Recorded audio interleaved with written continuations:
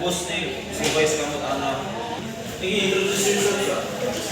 Then start na.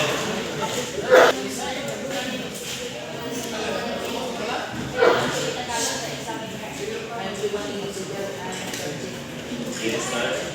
So today we will be going to demonstrate proper assessment and attachment of polygraph instrument for this subject. Please follow along as I explain each of the steps. So basically there are four major components of the polygraph instrument, namely the nomograph component, the cardiograph component, the vanograph component, and then the chemograph component. But let's set aside first the chemograph component since it is already attached to the polygraph instrument. So before the conduct of the test, we should adhere to the condition that is conducive to the subject. In order to have a conducive outcome, the subject must be relaxed and is free from hearing noises or coming from anything that can distract his focus. The subject must be in good physical and mental condition before he or she may be submitted for examination. The examination must be conducted in a quiet private room by an expert examiner who is competent and has a good practical understanding of human nature.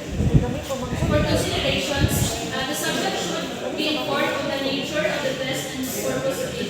He should be informed that the instrument records certain value changes and that the instrument will not cause any physical pain except for a slight temporary discomfort occasioned with a bad pressure cuff. The subject should understand the following statement that if the subject is telling the truth, he has nothing to worry about.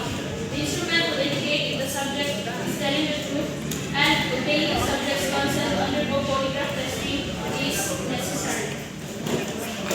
So this is how the process goes properly. First is the preliminary preparation or the initial interview. So in this stage, the examiner will properly introduce herself to the subject and explain the purpose of this test. So, good afternoon, sir. I am Angel Tagalog, the examiner for this test. We are conducting this test to gather information and verify truthfulness regarding your response in order to establish baseline and evaluate facts.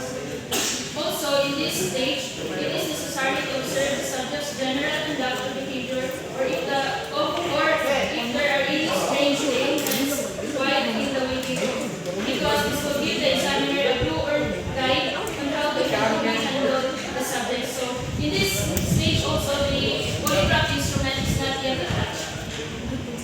So, the second stage is the pre-test interview, or this is the stage of the interview of the subject regarding its personal information such as name, address, and the case of involvement. So, what should you do? Where do you live?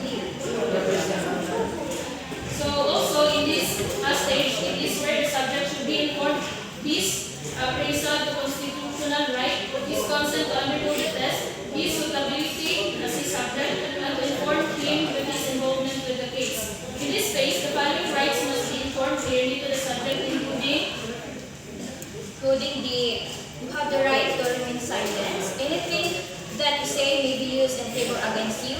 You have the right to a lawyer, preferably of your own choice, and you have the right to refuse. the purpose of this stage is to prepare or condition the subject for the test. So, when the subject has already been advised that he will be given a lie detector test, he will be requested by the examiner to accompany her into the examination room and request the subject to sit calmly in a chair alongside the instrument and fill out the necessary data in the examination lab. Okay, so the third phase is the examination proper. So this is the stage of the placement or attachment of the polygraph instrument in a sequence manner. So all the questions must be reviewed by the subject before its actual examination. Then upon the completion of the preliminary preparations, the instrument is attached to the subject. So the first one to attach is the nomograph instrument. So please raise your hand so we can start. Then, so that I can attach the nomograph smoothly. So the examiner will start to attach the nomograph in the abdomen of the subject.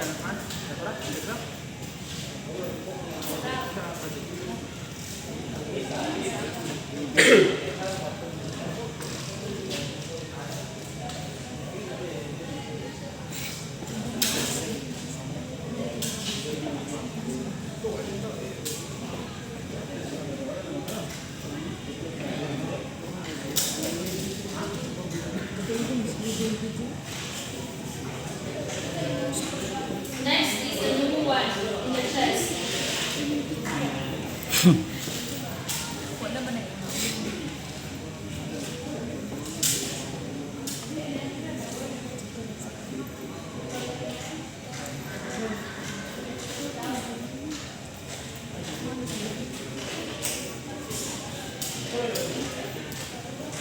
both the notes records the respiratory activities of the subject during the test.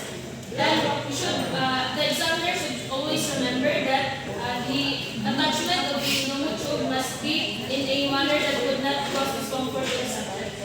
The second instrument to be attached is the cardiospinograph, wherein the blood pressure valve is wrapped around the subject's upper arm or bicep, preferably the left arm or bicep, because it is the part of the arm of the subject near the heart. Its function is to record the heart rate and blood pressure of the subject.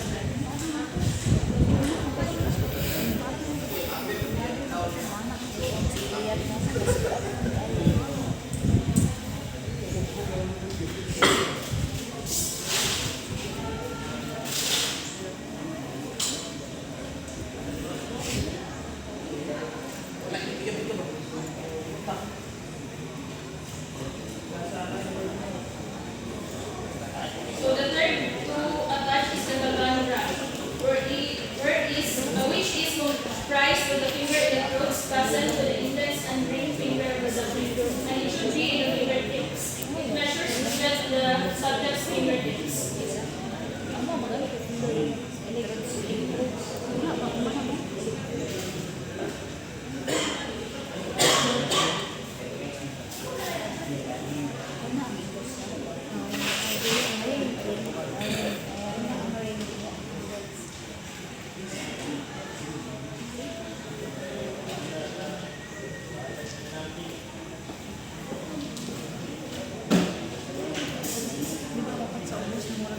Then after that, the subject will be asked several questions which will be answered by either yes or no.